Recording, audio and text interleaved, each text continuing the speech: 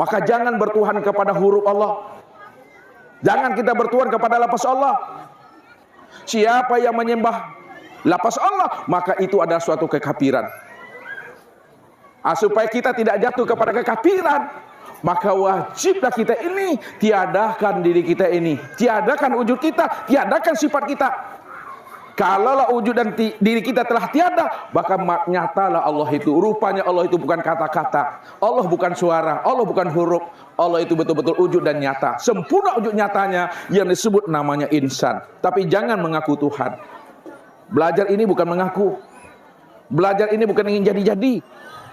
Tapi belajar ini untuk memahami diri kita, la haula wala quwata illa billah itu.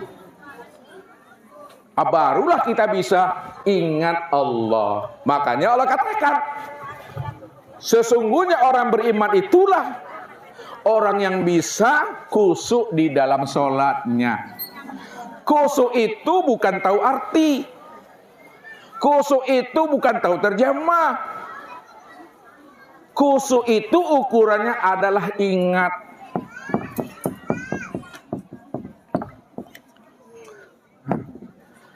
Ingat Allah. Apanya Allah yang diingat? Bagaimana cara mengingatnya? Yang diingat itu adalah dirinya.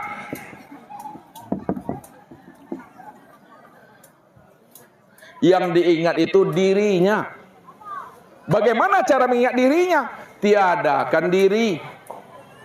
Bagaimana tiadakan diri? Keluar kita dari kesadaran kita. Jangan kita mengaku kita itu ada. Keluar kita dari diri kita. Yang ada hanya diri Allah itu. Barulah nyata Allah itu. Senyata-nyatanya pada alam dan sempurna pada diri. Makanya Allah bilang, inna rabbaka ahata bin nas.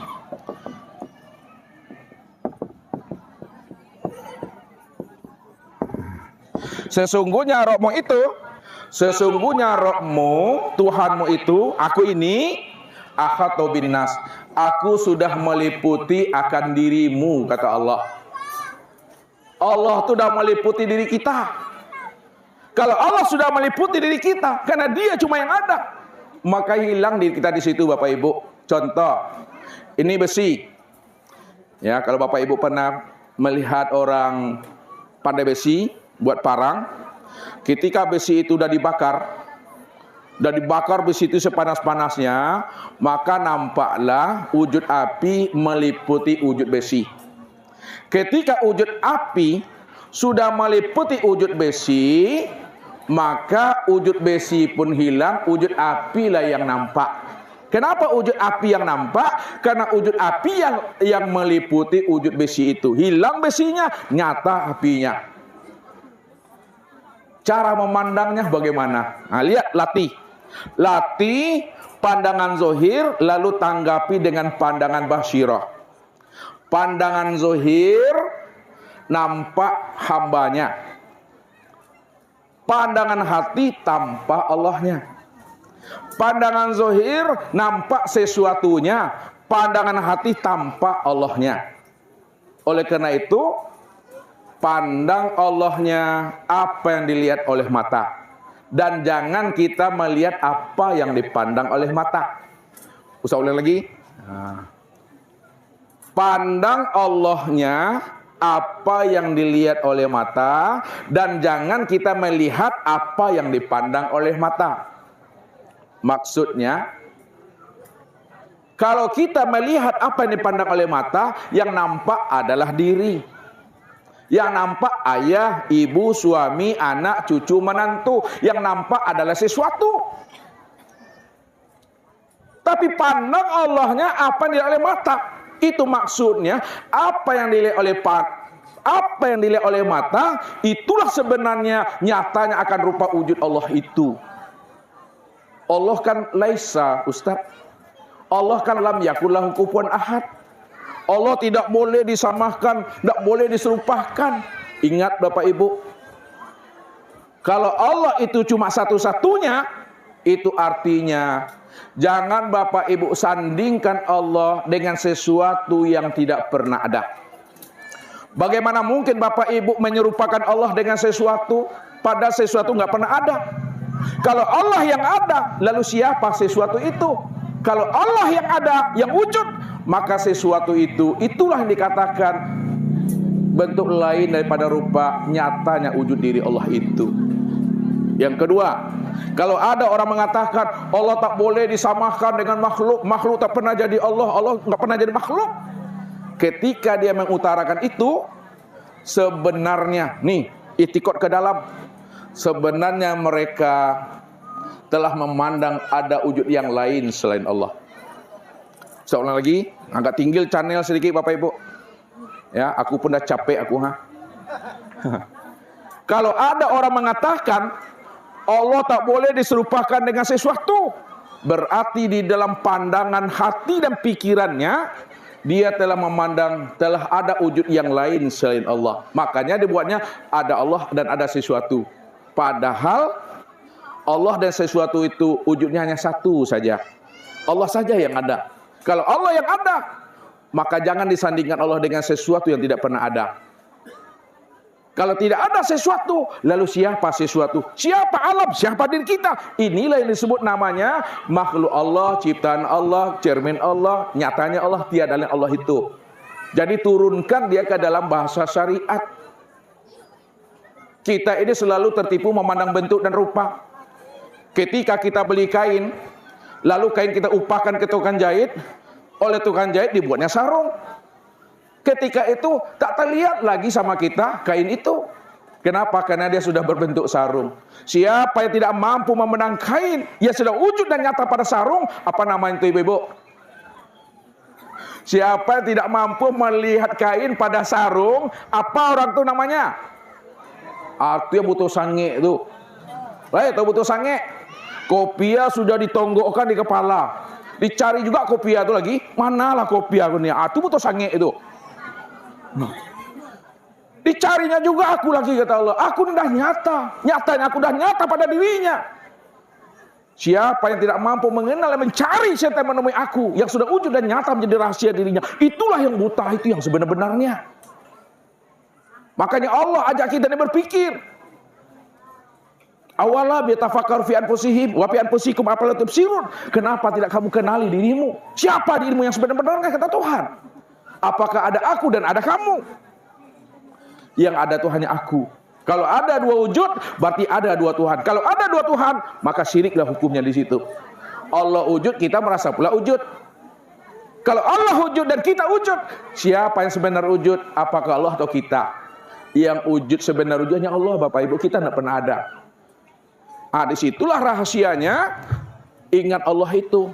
Jadi jangan dibayang-bayangkan Allah, Bapak Ibu. Bagaimana cara pelaksanaannya? Lihat cara pelaksanaannya. Kalau kita sudah paham bahwa yang Allah itu inilah nyata dirinya, dialah yang berdiri tegak betul. Ini berdiri namanya. Yang tegak betul itu hakikatnya hanya dia yang berdiri dengan sendirinya. Pada saat kita dah paham yang berdiri tegak betul hanya dia, hadap wajah ke tempat sujud. Tidak ada hadap wajah ke situ, silentkan HP. Jangan, tempat sujud.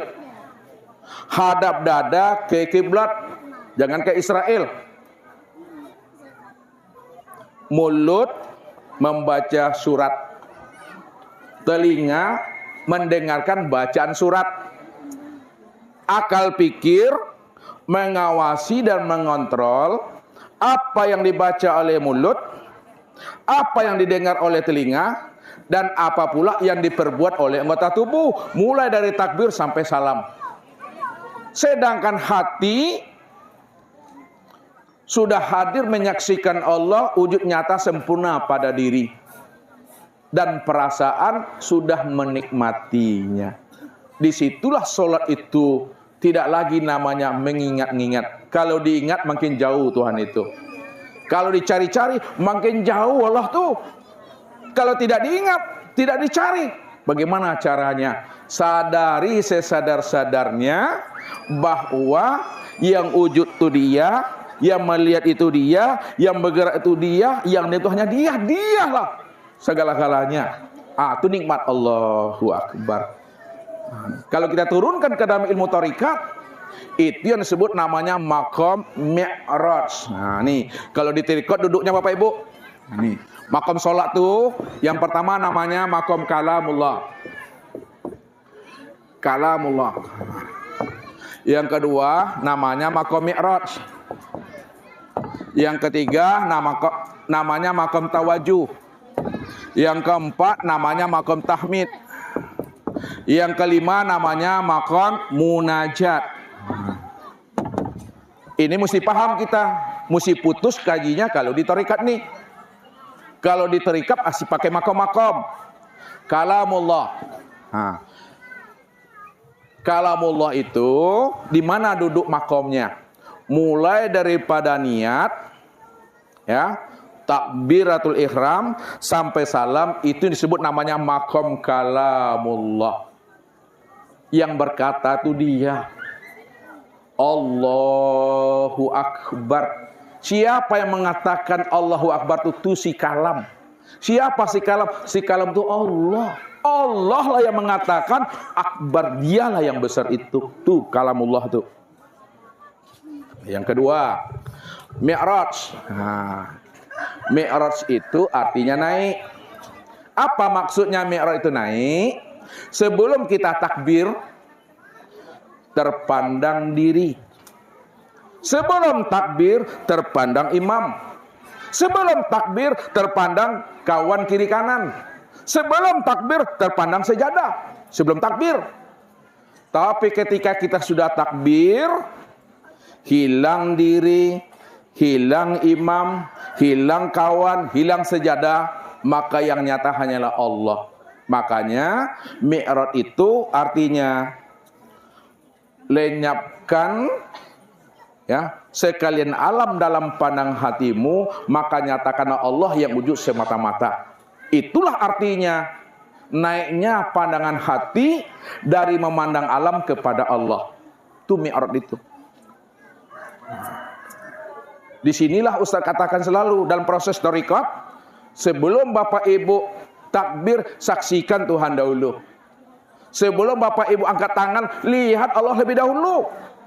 Ini Allahnya tadi mana-mana udah diangkatnya tangannya. Contoh, Ustaz mau ke sini kemarin Bapak Ibu, mau ke sini, masih di jalan baru. Lalu apa kata Bapak Ibu? Assalamualaikum Ustaz, apa kabar Ustaz? Masuklah Ustaz, sehat Ustaz. Ustaz masih di jalan. Yang kedua, Ustaz benar-benar udah sampai di sini. Assalamualaikum Ustaz, apa kabar Ustaz? Sehat Ustaz, silakan masuk Ustaz. Pertanyaannya, dari dua pernyataan Ustaz ini, mana yang paling pas, yang paling benar? Bapak Ibu menyilakan Ustaz masuk, apa kabar? Sebelum Ustaz sampai atau setelah Ustaz sampai? Terlihat sama Bapak Ibu? Setelah sampai, sudah terlihat Ustaz sama Bapak Ibu, baru bilang, Assalamualaikum Ustaz, apa kabar Ustaz? Masuklah Ustaz, sehat Ustaz. Kalau Ustaz belum sampai di sini, masuklah Ustaz, apa kabar Ustaz? Itu sewai itu. Lihat tahu sewai?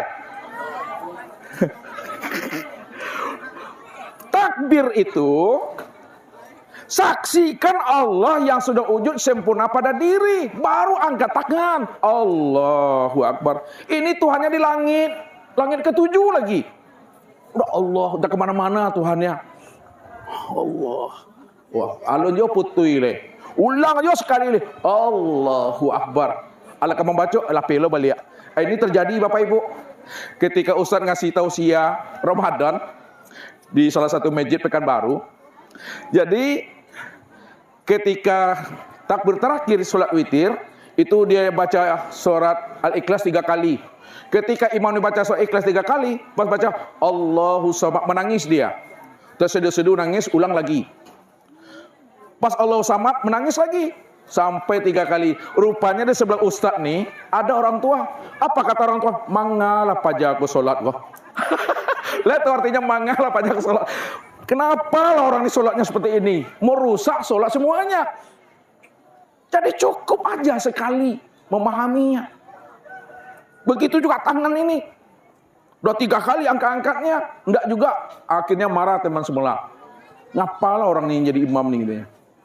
Nah, jadi mau angkat tangan tuh sekali aja putus. Itu mi'raj itu. Nih mi'raj namanya. Naiknya pandangan hati. Mi'raj itu naiknya pandangan hati, pandangan rohani dari memandang diri kepada Allah. Setelah maqam mi'raj baru disebut namanya maqam tawajuh.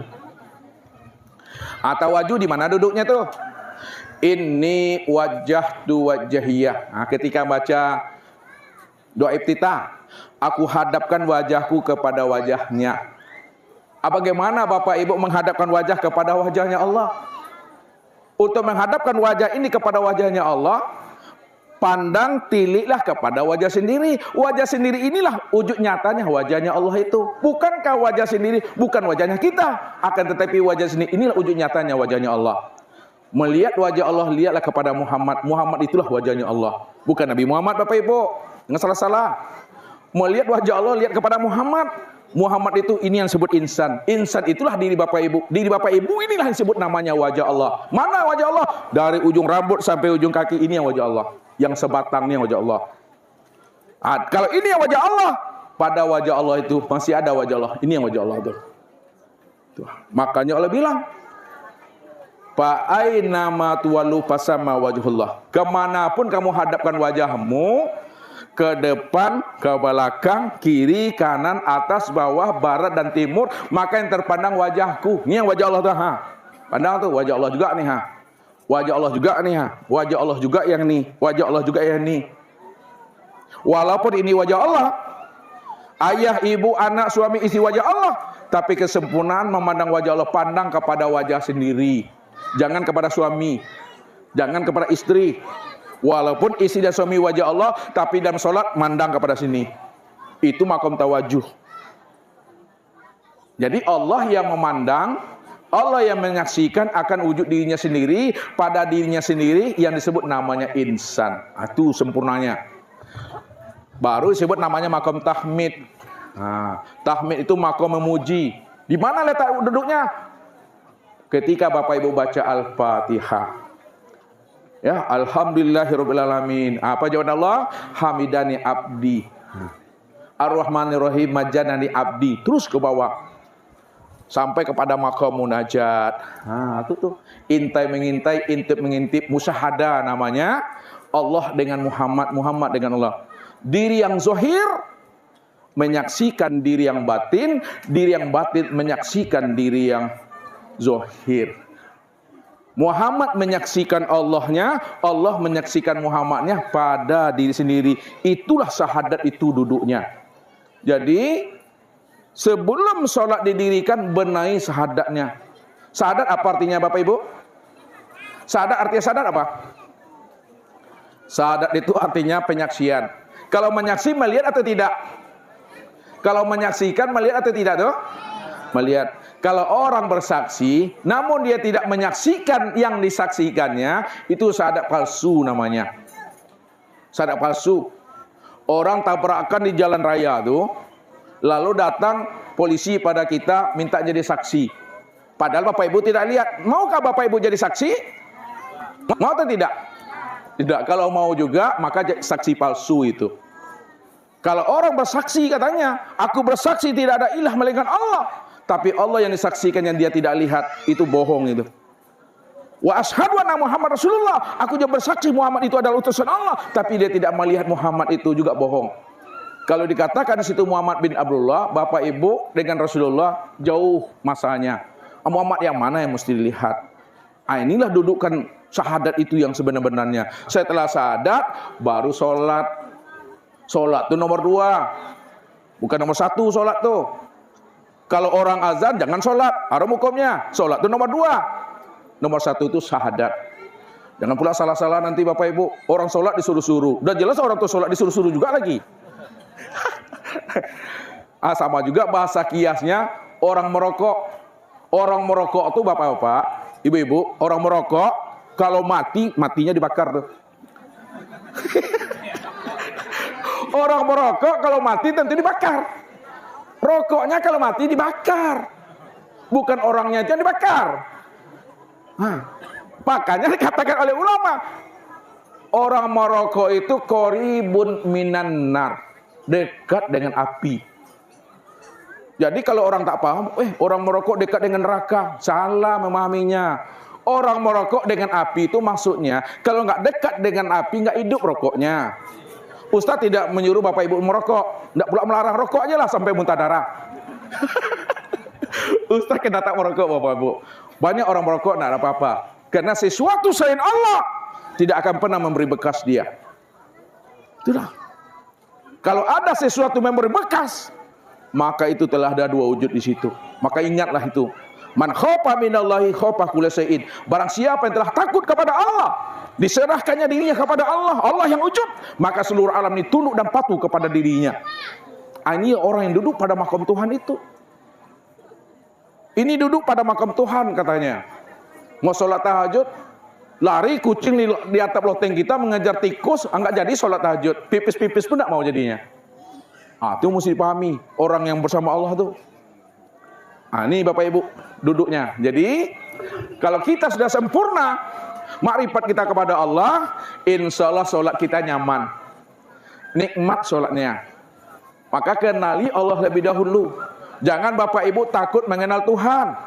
Ilmu mengenal Tuhan tuh ilmu yang tinggi, itu para wali. Bapak Ibu sudah lama jadi wali murid. Kalau kita tidak mengenal Allah, gak sah sholat kita. Kalau kita tidak mengenal Allah, batal sholat kita. Maka wajib kita mengenal Allah. Sebelum Allah memerintahkan sholat, Allah lebih dahulu memperkenalkan dirinya. Innani anallah. Setelah kamu kenal aku, kata Allah, baru fa'budni wa aqimis sholata li zikri. Itu sambungan ayatnya. Kalau kamu sudah kenal aku, maka beribadahlah kamu untuk aku. Hakikat ibadah itu liya'rifani, mengenal aku. Nih, penutup Bapak Ibu, penutup. Hakikat ibadah liya'rifani, untuk mengenal aku, mengenal. Makrifat. Hakikat makrifat itu adalah liqa, berjumpa. Hakikat liqa itu musyahadah, menyaksikan. Hakikat musyahadah itu muwajjahah, bertatap wajah. Hakikat muwajjah itu adalah fana. Hakikat fana itu adalah baqa. Maka disitulah sholat itu nyaman dan nikmat. Tidak ada lagi membayang-bayangkan, tidak ada menyembah-nyembah. Karena yang menyembah dengan yang disembah satu juga orangnya di situ. Hanya dia semata-mata. Dialah yang menjalankan akan takdir diri sendiri. Allahu Akbar. Jangan dibayangkan juga lagi. Makin dibayangkan makin jauh. Makanya Nabi katakan, sayati zamanun ala ummati yusalluna wa la yusallun, akan datang suatu zaman kepada umatku nanti di mana umatku banyak mendirikan ibadah sholat, tapi sholat yang didirikan itu belumlah disebut namanya orang yang mendirikan sholat, tapi itu hanya sebatas mengerjakan perbuatan sholat. Perbuatan sholat itu berdiri, ruku', i'tidal, sujud dan duduk.